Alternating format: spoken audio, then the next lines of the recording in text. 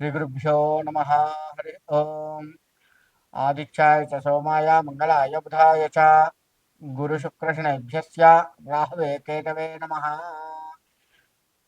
మనకి రాశి ఫలములు, ఈ రాశి ఫలాలకు వచ్చేస్తే మన పరిస్థితి ఎట్లా ఉంటుంది ఏంటి, అసలు ఈ నెల గత నెల కంటే కూడా ఈ నెల బాగుందా బాలేదా, గత నెల పడ్డట్టు లేదా గత సంవత్సరం పడ్డట్టు ఇబ్బందులు పడతామా, ఇటువంటివన్నీ కూడాను మనకి ఆలోచన వస్తూ ఉంటుంది.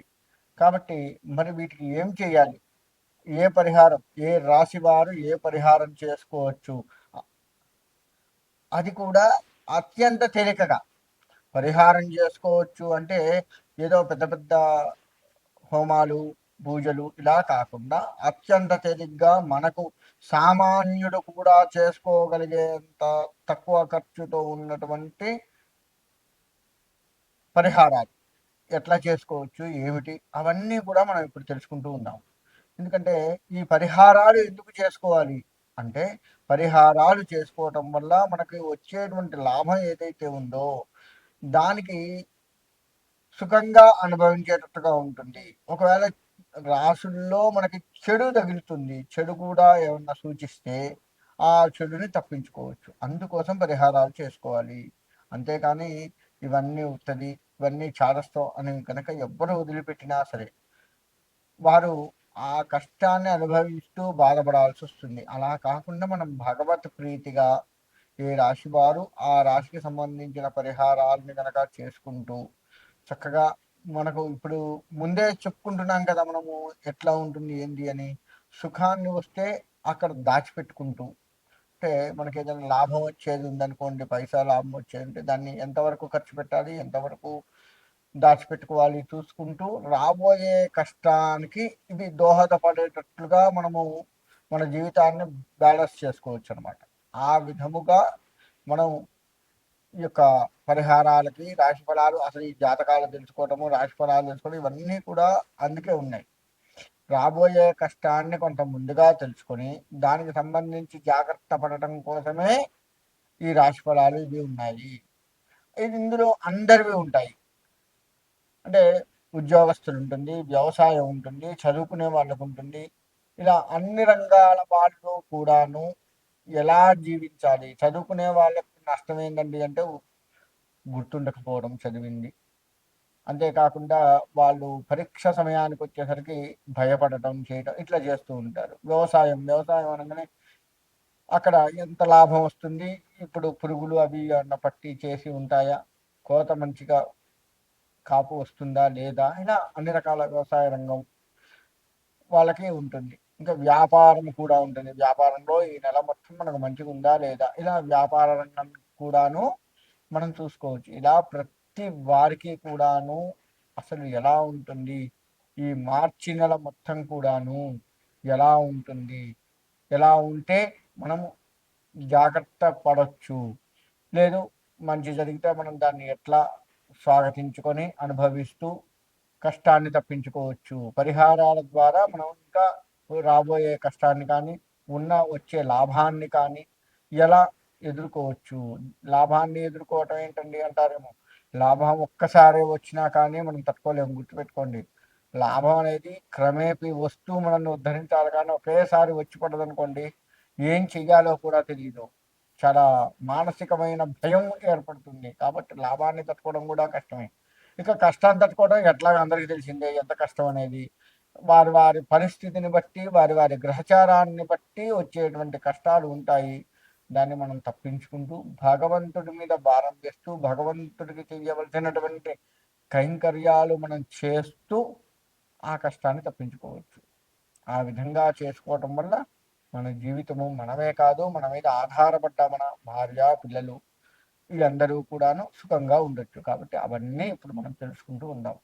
సింహరాశి, ఈ సింహరాశి వారికి అన్ని రంగాలుగా కష్టాలే మొదలవుతున్నాయి. గుర్తుపెట్టుకోండి, అనుకున్న పనులు ప్రతిదీ కూడా మధ్యలో ఆగిపోతుంది. ప్రతి పని కూడా మధ్యలో ఆగిపోతుంది. అంతేకాకుండా ప్రతి వారితో విరోధాలు పెట్టుకునే సూచనలు కనబడుతూ ఉన్నాయి. జాగ్రత్త వహించండి. విరోధాలకు మీరు ఎంత దూరంగా ఉంటే అంత మంచిది. అది గుర్తుపెట్టుకోండి. ప్రతి వారిని అమర్యాదగా మాట్లాడే సూచనలు కనబడుతున్నాయి. కాబట్టి అమర్యాదగా మాట్లాడటం అనేది తగ్గించుకోండి. అంతేకాకుండా ఈ రాశి వారికి జ్ఞాపక శక్తి ఉన్నది అని అనుకుంటారు, కానీ అంత జ్ఞాపక శక్తి ఉండదు. విద్యార్థులు కష్టపడి చదవాలి, చాలా జాగరూకతతో వహించాలి. అంతేకాకుండా ఈ యొక్క ఉద్యోగస్తులు, ఈ రాశి వారిలో ఉద్యోగం చేయాలంటే బదిలీలు అయ్యేది కనపడుతూ ఉంది.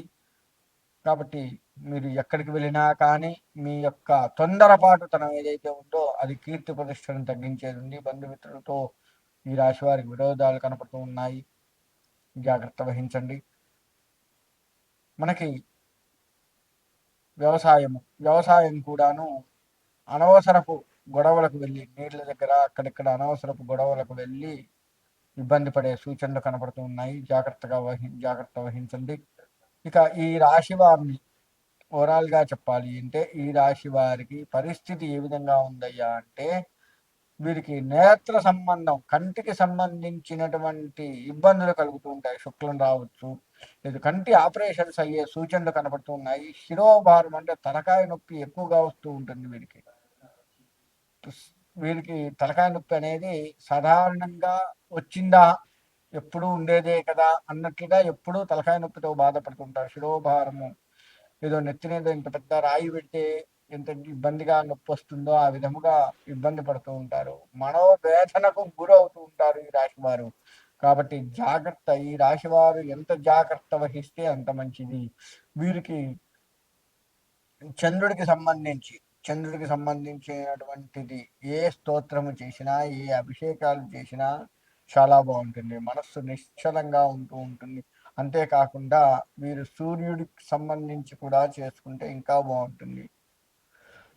ఈ విధంగా ఉన్నట్లయితే తప్పకుండా ఈ రాశి వారు కాస్త సుఖపడుతూ ఉంటారు. ఆ విధంగా ఆలోచిస్తూ మీరు ముందుకు వెళ్తూ ఉండండి. ప్రతి పని కూడాను కష్టతరముగా కష్టపడుతూ చేస్తూ ఉండే పరిస్థితి ఈ రాశి వారికి కనబడుతూ ఉంది. మీ తొందరపాటే మిమ్మల్ని కుంగదీస్తుంది అనడంలో ఎటువంటి సందేహం లేదు. ఎవ్వరి మాట వినము మేము అన్నంత ఇదిగా మీరు దురుసుగా వ్యవహరిస్తూ ఉంటారు. ఆ యొక్క దురుసుతనమే మిమ్మల్ని నానా రకాల కష్టాలు ఈ నెలలో పెడుతుంది. ఎప్పుడూ లేని కష్టాలని ఈ రాశి వారు ఈ నెలలో చవిచూస్తారు. జాగ్రత్త. ఆ విధంగా మీరు ఆలోచిస్తూ ముందుకు వెళ్ళండి. ఈ రాశి వారు నేను చెప్పినట్లుగా ఆ గ్రహాలకు సంబంధించి చేసుకుంటే తప్పకుండా మంచి జరిగే అవకాశం ఉంది, భక్తి శ్రద్ధలతో చేస్తేనే. మేషం నుంచి మీనం వరకు 12 రాశుల వారు ఎట్టి పరిస్థితుల్లో కూడా ఆదిత్య హృదయ పారాయణం చేసుకోండి. ఆదిత్య హృదయ పారాయణం దేనికయ్యా అంటే శత్రు జయము బాగా పనికొస్తుంది. ఆరోగ్య విషయాలు అందరికీ అనుకూలంగా లేవు. సరే, అనుకూలంగా ఉన్న వాళ్ళు కూడా సూర్యారాధన చేయండి. ప్రతి ఆదివారము కూడాను బెల్లంతో కూడుకున్న పాయసం చేస్తాము. ఆవు పాలతో అన్నం ఉడికించి చక్కగా బెల్లము వేయండి. అంతేకాని పంచదార వేయద్దు. బెల్లము వేసి సూర్యుడికి ప్రత్యక్ష నారాయణుడు మనకు కనపడుతూ ఉంటాడు. సూర్య భగవానుడు ప్రత్యక్షంగా సూర్యుడికి నివేదన పెట్టండి. పెట్టి దాన్ని మనం స్వీకరించినట్లయితే బెల్లం పాయసం 4 వారాల 5 వారాలు ఎన్ని వస్తే అన్ని వారాలు ప్రతి ఆదివారము కూడా తలస్నానం చేసి సూర్యుడికి నమస్కారం చేసుకొని ఆ పాయసాన్ని నివేదించినట్లయితే 12 రాశుల వారికి కూడాను ఆరోగ్యం పట్ల కాస్త అనుకూలంగా ఉండే సూచనలు కనపడుతూ ఉన్నాయి. కాబట్టి నేను చెప్పిన ఈ పరిహారాలు పాటిస్తూ ఉండండి. ఆదిత్యాయ చ సోమాయ మంగళాయ బుధాయ చ గురు శుక్ర శనేభ్యశ్చ రాహువే కేతవే నమః. ఇది చదువుకుంటూ ప్రతిరోజు కూడాను ఆ నవగ్రహాలకి ప్రదక్షిణ నమస్కారాలు చేయండి. నవగ్రహాలకి చాలా మందికి వచ్చేటువంటి సందేహం ఏంటంటే, చేసే పని కూడా ఏంటంటే, నవగ్రహాలకి ఒక 3 చుట్లో ఏమో తిరిగి ఊరుకుంటారు. అలా కాకుండా 27 సార్లు నవగ్రహాలకు ప్రదక్షిణ చేయండి. ఒక్కొక్క గ్రహానికి 3 సార్ల చొప్పున 9 గ్రహాలు ఉన్నాయి. 9 ఇంటూ 3 లెక్క వేసుకోండి, 27 వస్తుంది. 27 ప్రదక్షిణాలు నవగ్రహాలకు చేయండి. అప్పుడే మీరు, ఎందుకంటే అట్లా ఎందుకు చెప్తున్నానంటే, మనం ఏ దేవత గుడికి వెళ్ళినా గుర్తుపెట్టుకోండి, 3, 5 ఇలా ప్రదక్షిణాలు చేస్తాం. 3 కానీ 5 కానీ 11 కానీ, 21 కానీ, 41 కానీ, 108 కానీ ఇలా పెంచుకుంటూ పోతూ ఉంటాం. కానీ నవగ్రహాల దగ్గరకొచ్చేసరికి ఓ 3 ప్రదక్షిణాలు చేసి కూర్చుంటారు. లేదు 9 ప్రదక్షిణాలు చేసి కూర్చుంటారు. అంటే వాళ్ళకేమో ఒక్కొక్కటే ప్రదక్షిణ చేస్తాం. కనీసంగా 3 చేయండి. ఒక్కొక్క గ్రహానికి 3 వచ్చేటట్లుగా చేయండి. అలా చేసుకున్నట్లయితే ఆ నవగ్రహ అనుగ్రహం కలుగుతూ ఉంటుంది. కాబట్టి ప్రతి వారు కూడా నేను చెప్పినటువంటి ఈ ఆదిత్యాయ చ సోమాయ మంగళాయ బుధాయ చ గురు ప్రణేభ్యశ్చ రాహవే కేతవే నమః అనే మంత్రాన్ని చదువుకుంటూ నవగ్రహ ప్రదక్షిణ చేస్తూ మీరు ఏ దేవాలయానికి వెళ్ళారో ఆ దేవాలయ ప్రధాన దేవత శివుడి గుడిలో నవగ్రహాలు ఉంటే శివుడికి మనస్ఫూర్తిగా నమస్కారం చేసుకోండి. అమ్మవారి గుడిలో ఉంటే అమ్మవారికి మనస్ఫూర్తిగా, ఆంజనేయ స్వామి అయితే ఆంజనేయ స్వామికి మనస్ఫూర్తిగా ఇలా ప్రధాన దేవతకు నమస్కారం చేసుకున్న తర్వాత నవగ్రహాలకు నమస్కారం చేసుకొని ప్రదక్షిణాలు చేసుకొని మళ్ళీ ప్రధాన దేవతకు ప్రదక్షిణ నమస్కారాలు చేయండి. ఈ విధంగా చేస్తే చాలా బాగుంటుంది. కాబట్టి ఈ ద్వాదశ రాశిలో కూడా మీకు అనుకూలత ఉండాలి అంటే మాత్రం ఈ విధంగా చేసుకోండి. మీకు నవగ్రహ అనుగ్రహం కలిగి సుఖంగా ఉంటారు.